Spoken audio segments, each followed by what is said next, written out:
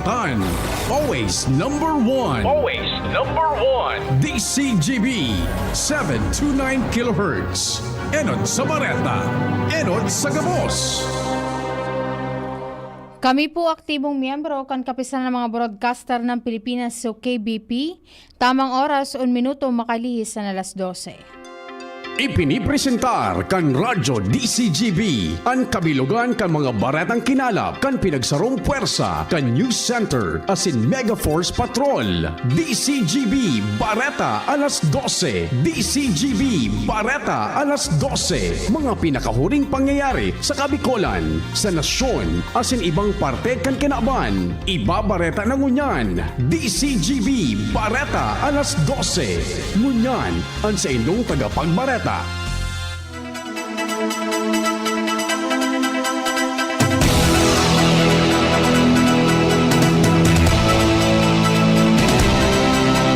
Maray na pagkaud to mga tugang ini na po ang kataripunan kan mga darakulang bareta ngunya na pagkaaldaw. Aldaw nin Lunes sa Agosto 17, 2026. Kami po ang sindong magiging tagapagbareta. Ako po si Nicole Ann Gloriani. Ako po si Angel Mustaza.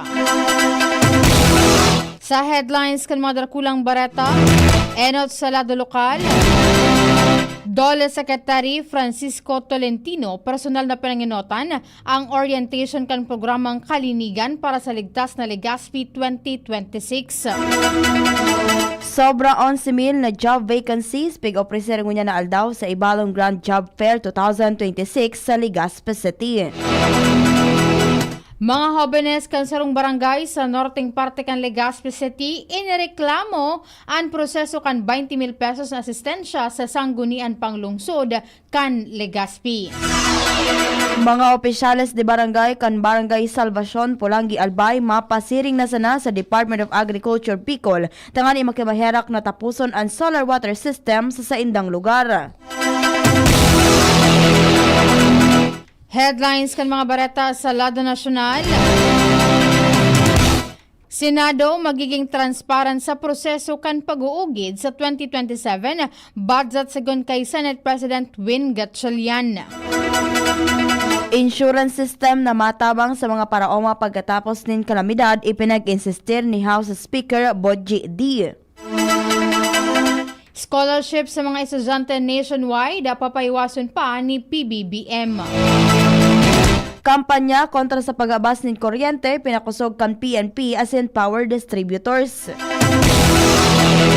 Headlines kan mga barata sa ibang nasyon, Iran nagtangro nin $30,000 na premyo sa mga kadakop o makakagadan nin soldados kan Amerika. Sa lado kan Karawato Sports, June Mar Fajardo na pornada ang pagretiro sa Gilas, Pilipinas. Sa detalyes kan mga bareta, at ang detalyes kan mga bareta sa lado lokal. Ang baretang ini hatod sa Indukan. Artrisin Joint Supplement. Bumabagal ang galaw dahil sa joint pain at arthritis. Mag-Artrisin. Dakulang bagay ang mga programang nagtataunin para mientras na pagkakakitaan sa mga disadvantaged workers manta naghahanap sinda nin mas permanenteng trabaho o kabuhayan. Ini ang mensahe ni Department of Labor and Employment o DOLE Secretary Francis Tolentino matapos ng personal na panginotan ang orientation ngunya na aldaw Agosto 17 para sa 3,786 na mga benepisyaryo kan programang Kalinigan para sa ligtas na Legazpi 2026 halos sa 35 barangay sa Legazpi. Ang aktibidad ang pinagkondusir o pigbilog kan na Department of Labor and Employment Bicol kay bahan na ang lokal na gobyerno kan Legazpi.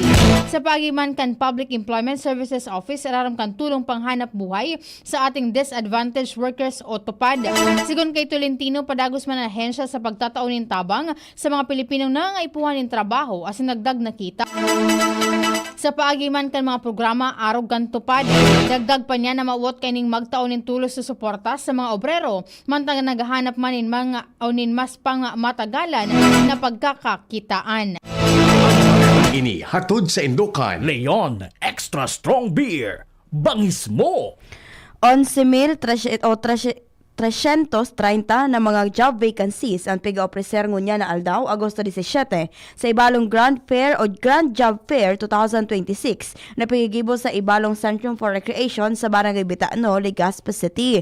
Sigon kay Public Employment Services Office o PESO Legazpi Head Dads Arañesas, sobra 70 employers ang nag-attendir sa aktibidad na inorganisar kan lokal na gobyerno kan Legazpi City. Dagdag pa ni Arañesas na sa 4,843 na nabilabling trabaho para sa local employment, 1,888 para sa overseas employment, mantang 4,599 naman ang para sa Armed Forces of the Philippines o AFP. Maawat kan job fair na makapagtaonin mas dakol na oportunidad sa mga naghahanap ng trabaho bako sa mga residente kan Legazpi City kundi maging sa mga job seeker hali sa man iba-ibang parte kan probinsya din Albay. Pig-aakusaran kan mga residentes kan sarong barangay sa norteng parte kan Legazpi na aki asin parientes kan punong barangay asin mga barangay kagawad ang nakaresibi ni na 20,000 pesos o kan Presidential Educational Assistance. Basado sa nakong informasyon kan DCJB News kay sanggunian panglungsod ng Legazpi Secretariat Maria Leticia Buenaflor, nagkapira mga hobenes kan barangay ang nagreklamo asin naghagad nin malinaw na informasyon asin paliwanag sa mga beneficiary kan 20,000 pesos na asistensya. Magigiramduman na sa ipinaluwas na guidelines kan programa kay puha na i-post sa Facebook anako ang beneficiaryo kan mga barangay gamit an hashtag bawat barangay makikinabang. Sigon kay Buenaflor, mapipindyente sa iyang opisina ang reklamo dahilan kan eleksyon o election ban kung sa indaipig tutugutan ang pagpaluwas in preventive suspension, pagkondusir ng reklamo asin administratibong kaso 90 aldaw bagoan eleksyon. Mapasyar na sana ang mga opisyales de barangay kan Barangay Salvacion sa Pulangi, Albay sa opisina kan Department of Agriculture o DA Bicol tangani makimaherak na alokaranin pondo ang pagtapos kan proyektong solar water system sa lugar. Sa pagkikipaghuron kan DZGB News sa mga opisyales, sinabing nagpromisa ang DA Bicol na makikipagkoordinar sa punong barangay alagad na ipaini nangyayari sagkod sa presente. Kung kaya plano kan mga opisyales na darahon ang barangay resolution asin makimaherak na mag-alokar nin pondo ang ahensya sa pagdugtong kana sa 35 pidaso nin tubo na makaantos sa reservoir asin makaabot sa paraoma asin mga kabaasan ang tubig na hali sa salog. Duwang sospek ang pigahanap sa presidente kan Legazpi City PNP matapos ang insidente nin panghabas sa sarong tindahan sa barangay Tula-Tula, Legazpi City asin nakuha ang nasa 13,000 pesos na kwarta. Sigun kay Legazpi City PNP Chief Police Lieutenant Colonel Arthur Tagtag Jr., nangyari ang insidente bandang alas 3:45 nin pagkahapon kan Agosto 8 alagad kasudma Agosto 16 sa nanai-report sa pulisya. Sa informasyon naglawga sa tindahan ang saro sa mga suspect mantang nawalat sa luwas ang kaibahan kaini. Matapos na maghapot kun hain ng tagsaliri, nagbunot inin itom na pistol asin pigtutok sa kahera sa asin na piritang itao ang kwarta. Makaskas na nagdulag ang mga suspect sa kayan motorsiklo pasiling sa direksyon kan Barangay Bugtong. Sa presente padagos ang follow-up investigation kan kapulisan, kaibahan ang paghiling sa mga CCTV footages sa mga lugar na posibleng agihan o inagihan kan mga sospek. Nahiling man ini sa F. Akende Drive sa Barangay Bagong Bayan kung saan nagsalita nin bado ang sospek na naglaog sa tindahan hali sa blue na t-shirt pasisiring sa puting sando. Sigon sa tagsadiri kay initulos niyang na-report ang insidente o dai natulos na report ang insidente dahil sa takot na lalo siya ang pigahanap kan mga sospek. Pipari-paro kan City Disaster Risk Reduction and Management Office o CDRRMO Legazpi City ang mga zipline sa pamitisan kan Bulkan Mayon bilang preparasyon sa pagbubukas sa giraray kan mga aktibidad matapos ang pirang bulan na pagsasarado dahilan kan alboroto kan bulkan. Sigun kay CDRRMO Chief Engineer Ladi Azur, kay puha na mahiling ang estado kan mga ini matapos na pirang bulan na dai nagamit, partikular na ang nasa Barangay Mabinit kasabay man kan pagbubukas kan ATV operation sa ibang pasyaran. Pinagdoon ni Azur na kay puha na mareparo na nasa marahay ang kamugtakan kan kable asin bako tarakla na dahilan kan paghaadit na kung may magbalo ka ini posibleng maghugpa sa bangin sa katahawan kan aktibidad. Para mientras na ibabalyo ang night market sa Daraga Albay sa Agosto 19, tanganing tawan dalan ang gigibuho na basketball game para sa Albay Intertown Governors Cup 2026 sa Daraga Covered Court. Sigun sa ipinalawas na abiso kan lokal na gobyerno kan Daraga na pinamamayuhan ni Daraga Mayor Vic Perete, basado naman sa Executive Order Number 67 kung saan ibabalyo ang night market sa Lutivio Street hali sa kanto kan Lutivio, as in Rizal Street sa sa Lutivio as in Arellano Street, maging sa P. Burgos Street hali sa kanto kan P. Burgos as in Rizal Street naman sagod sa P. Burgos as in T. Claudio Street. Mapo na operasyon kan night market sa paramienta sa lugar bandang alas 7 nin pagkabanggi sagod alas 5 nin pagkaaga. Pigabisuan man ang nagtitinda as in para bakal na magpasiring sa itinilaan na lugar as in padago sa suportaran ang mga night market vendors. 3,000 sanggatos sa mga bakawan ang itinanom kan sobra 75 partisipantes hali sa man iba-ibang sektor sa ginibong coastal reforestation activity sa Barangay Binisitahan del Norte, Magallanes, Sorsogon kan nakaaging aldaw. Pinanginotan ini kan Department of Environment and Natural Resources o DNR Bicol kay banan iba pang ahensya kung saan tinanuman o tinanom ang mga propagules kan Rhizophora stylosa o bakawan bilang o bakawan bato bilang parte kan mga lakdang sa pag-ataman kan baybayon asin pagpreparar sa epekto kan climate change. Sigon sa DNR Bicol, dakulan importansya kan bakawan sa pagprotehir sa mga baybayon na komunidad laban sa storm surge, erosion asin pagbaha, apera sa pagtataon nin istaran sa mga sira, kasag, bayong asin iba pang wildlife. Asin yan po ang mga detalyes kan mga bareta. At ang mga detalyes kan mga bareta sa lado lokal. Masunod man po ang mga detalyes kan mga bareta sa lado nasyonal. Ibang nasyon sports sa sinibap. Makali sa nagkaperang paggirumdum. Jericho Rosales po. Ibang level na tayo. For liver health, Silimarin plus multivitamins Liverade Pro. I take it every day with proper diet and exercise. Ang Liverade Pro ay maaaring makatulong sa proteksyon ng atay at support and aid sa treatment ng chronic inflammatory conditions tulad ng fatty liver. Mag-liver up na! Silimarin plus multivitamins Liverade Pro. Silimarin plus multivitamins is the generic name of Liverade Pro. If symptoms persist, consult your doctor. Proteksyon at tulong sa atay, Liverade Pro. May Silimarin, may multivitamins pa. Liver up na tayo with Liverade Pro. May iba't ibang karamdaman ka ba gaya ng high blood pressure, diabetes, sakit sa puso, sa kidney, sa atay, may myoma, na stroke, may gallstones, cancer at marami pang iba? Ang Amazing 4 ng Miracle Health Corporation ang subukan mo. Makakatulong dahil mula ito sa epektibong Amazing Trio at mas lalo pang pinalakas dahil sa Mega 1 na mayroong 21 sangkap. Subok ng nagpapalakas ng immune system at marami na ang mga natulungan na mayroong iba't ibang karamdaman. Huwag nang patagalin pa. Alina't magpakonsulta. Maaaring pumunta kay Doc Joey Bitito sa Barangay 18, Cabangan West, Legazpi City, kaharap lang ng Bangko Sentral ng Pilipinas. O tumawag sa 0998-975-8121 or 0917-853-8933 para sa free consultation sa natural medicine. Mapapanood din ang serbisyong natural, kalusugan at bayanihan sa YouTube channel at sa Facebook page na Doc Joey Bitito.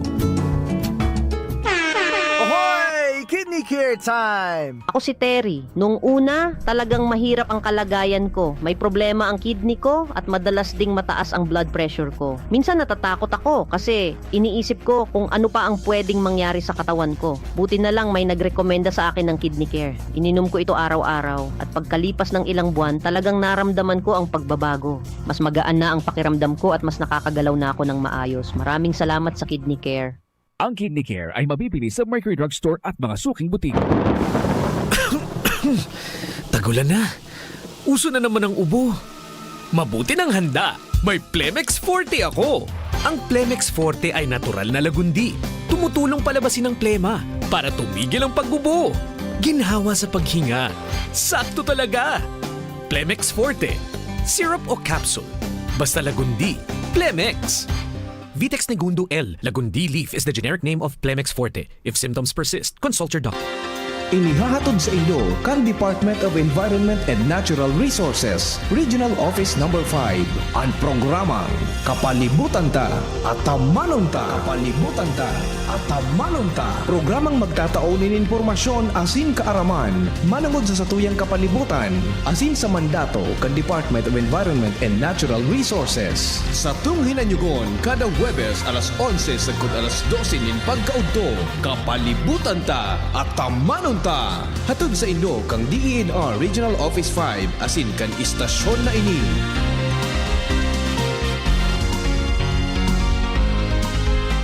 Elevate your self-care routine with great finds and bigger savings at the Metro Supermarket Health and Beauty Fair, happening from July 1 to 31. Enjoy amazing deals with your favorite health, wellness, and personal care essentials, now with up to 50% off on selected items. And that's not all. Get a free gift with a qualifying purchase. Look good, feel good. #bold beautiful you. Per DTI Fair Trade Permit number FTEB 258707 series of 2026. Ready to experience exciting rewards and luxury gaming? With New Star Online, get a chance to win through multiple daily leaderboards, from bingo big wins and daily bets to daily claim and welcome rewards, plus a variety of rewarding promotions available every day. Download the New Star Online app now and elevate your gaming experience with more daily rewards. For EGLD reference number MKTG-2026-0940, 0941, 0943, 0946, 0947, 0949, and MKTG 2026-1210. Gambling is for persons 21 years old and above only. Gambling can be addictive. Know when to stop. Email responsiblegaming@pagcor.ph. Discover the beauty of playing brightly with New Star Online. Luxury entertainment now in your hands. Gambling is for 21 years old and above only. Gambling can be addictive. Know when to stop. Email at responsiblegaming@pagcor.ph.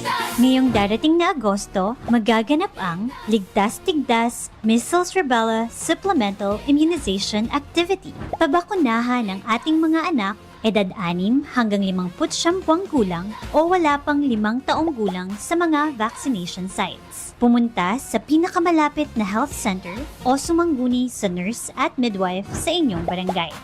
Magpabakuna para sa Ligtas Tigdas, Bicol. DZGB News Minded.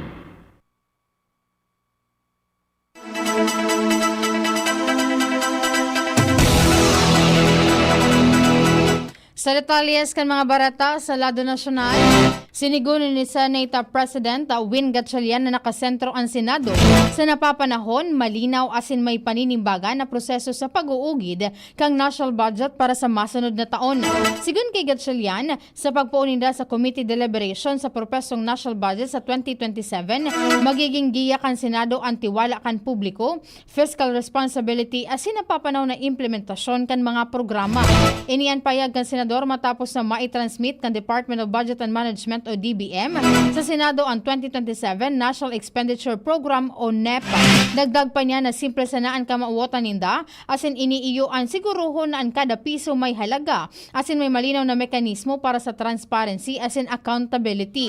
Mapaduman man ini sa edukasyon, healthcare, infrastruktura, social pension o job creation kay puhanin direktang mapapakinabangan kan mga Pilipino ang kada piso nga nakatagama sa 2027 budget asin makakatabang ini sa inclusive economic growth. Tinawanin doon ni Gatchalian na para sa transparency asin accountability sa proseso kan pagbudget dapat magkaigwamanin makusog na safeguards. Si Gatchalian ang nangenot sa mahalagang reforma sa pagproseso o sa proseso kan budget para sa 2026 General Appropriations Act.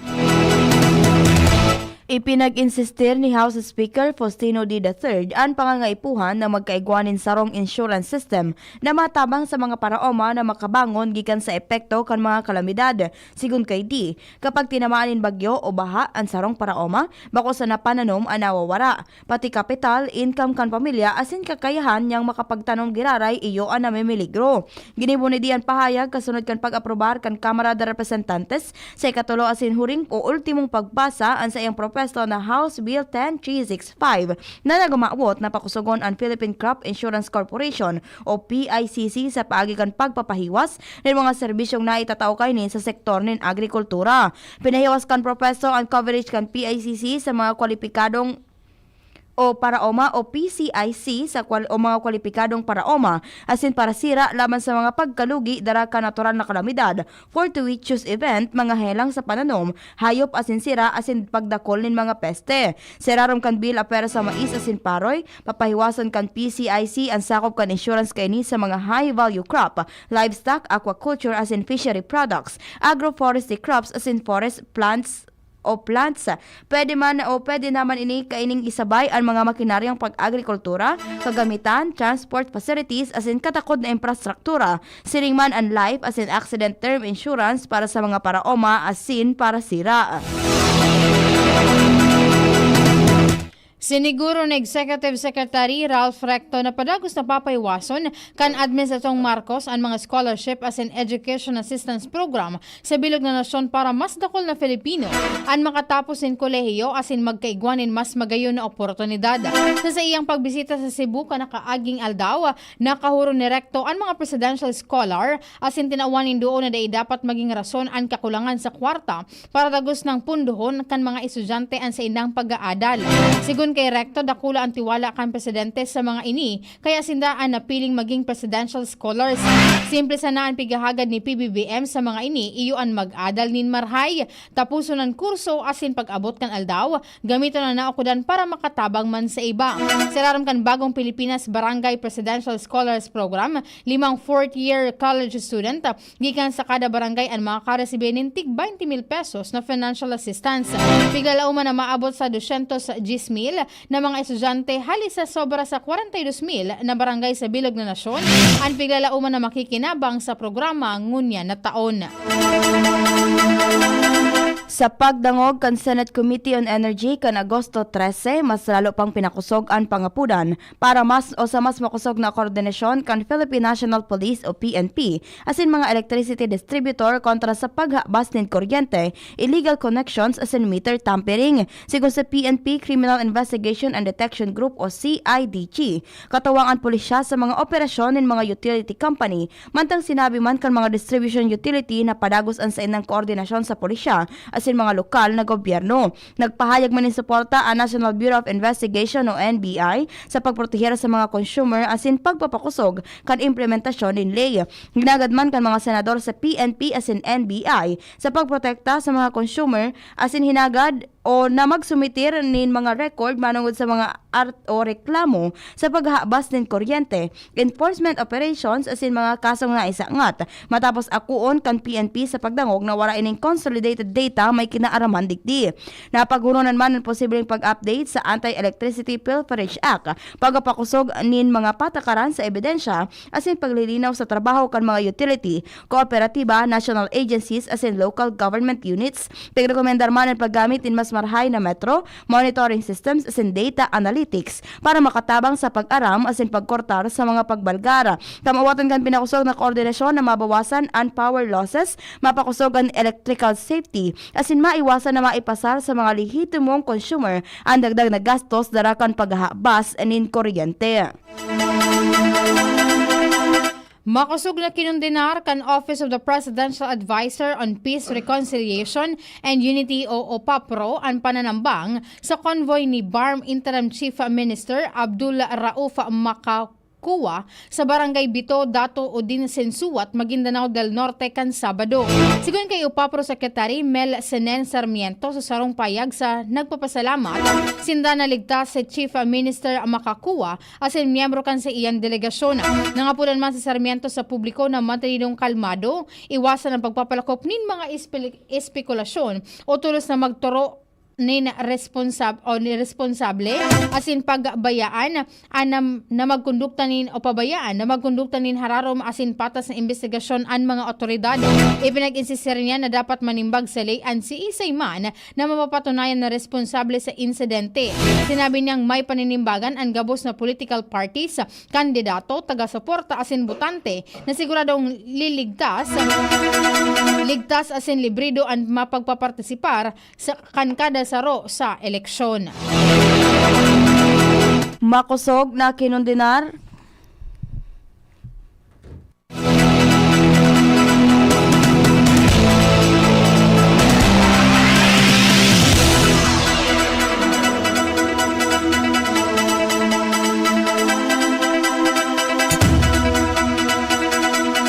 Bareta sa ibang nasyon, nagtangro ang Iran ni nasa 30,000 dolyares na premyo sa siisay man na makakadakop o makakagadaan nin sarong soldados na Amerikano. Sigun kay Iran State News Agency, sinabi ni Army Chief Amir Hatami na napiglansar ang programa tapos makaresibi ang militar nindakol na kahagadan hali sa Iranya na gustong magpartisipar. Masalangkaw man ang premyo sa mababaeng makakagibok ang programa. Sigun kay Hatami, doble sa $30,000 ang maresibi kan mababaeng makakadakop o makakagadaan nin mga soldados na Amerikano.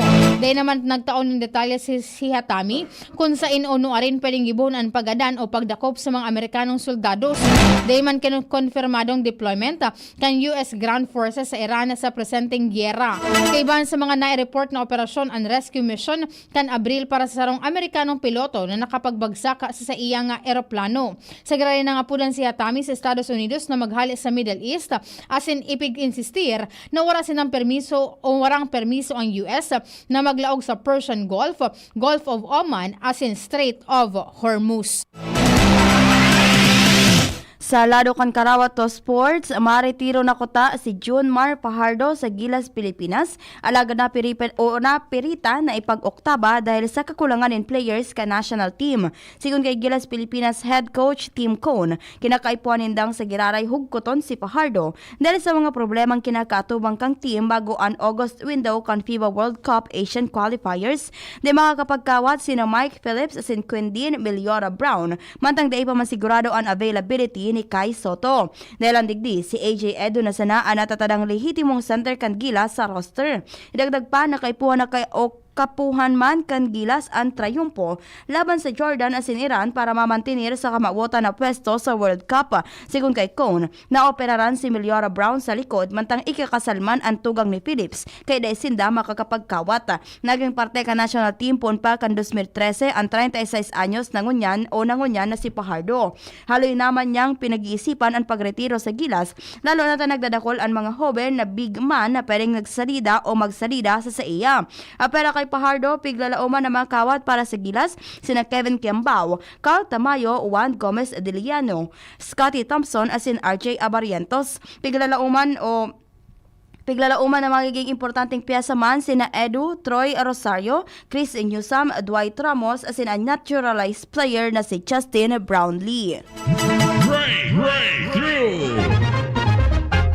Naimbento kan mga sayentipiko ang sarong bagong living textile o telang gibuhali sa buhay na fungus na may kakayahan na mag-self-repair, maglinig sa diri asin natural na mabulok o malapa matapos gamiton. Ang teknolohiya binilog kan mga sayentipiko kan Chinese Academy of Sciences gamit ang mycelium na parte kan fungus na Cordyceps militaris.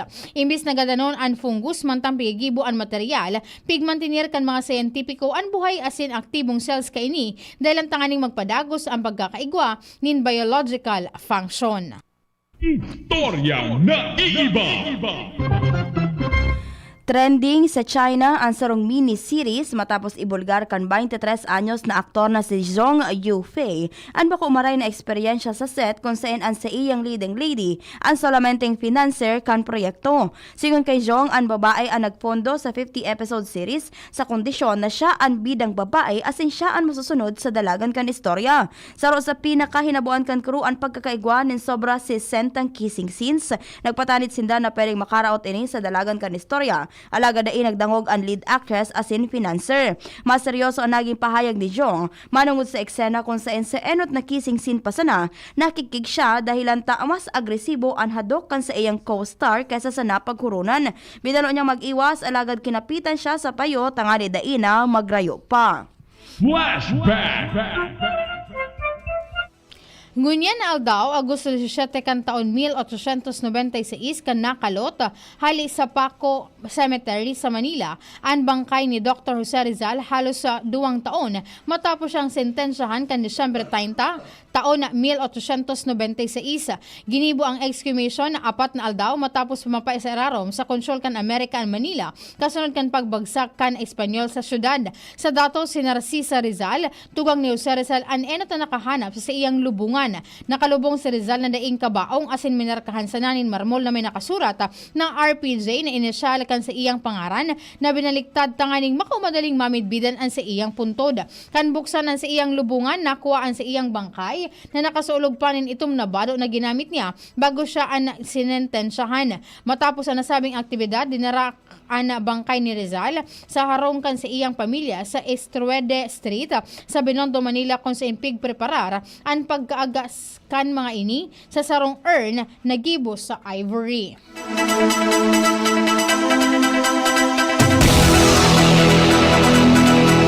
Asin yan po ang mga detalyes ng mga darakulang bareta. Ngunya na pagkaaldaw, Lunes, Agosto, 17, 2026. Sa pangaran po kan samuyang naging tagapag kan mga nakaibanan mi sa pagsurat kan bareta, ang samuyang news director asin news manager Sir Mar de la Cruz asin ni Nicole Ann Gloriani.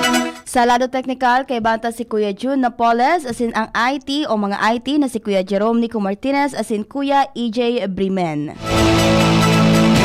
Kami po ang sa indong naging tagapagbareta. Ako po si Nicole Ann Gloriani.